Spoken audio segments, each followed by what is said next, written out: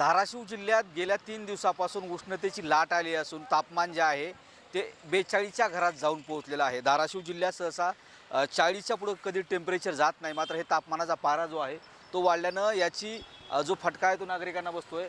उन्हापासून संरक्षण व्हावं म्हणून डोक्यावरती रुमाल असेल किंवा पटकं असेल, असे अनेक साधनं जी आहेत ती घेऊन नागरिक सहसा प्रवास करतायत।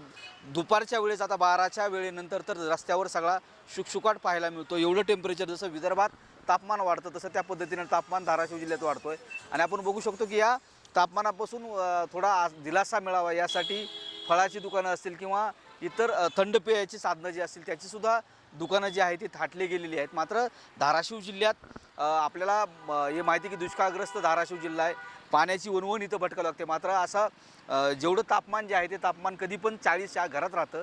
मात्र धाराशिव जिल्ह्यात यंदाच्या साली जे हवामान खात्यानं अंदाज वर्तवला होता त्यानुसार तापमान जे आहे ते 40च्या पुढे सरकलं असेल। आता 12 जर वाजले असेल ते 40 वाजता, 12च्या नंतर मात्र हे तापमान जे आहे ते 41, 42 आणि 43पर्यंत जाऊन पोहोचतं। त्यामुळं 5 ते 6 वाजेपर्यंत घराच्या बाहेर कोणी पडत नाही आणि प्रशासनाने तशाच पद्धतीनं आव्हान केलेलं आहे की एकतर उन्हापासून संरक्षण करा, उन्हापासून पाणी जास्त प्या आणि घराच्या बाहेर सहसा काम असेल तर पडा, प्रशासनानं आव्हान केले।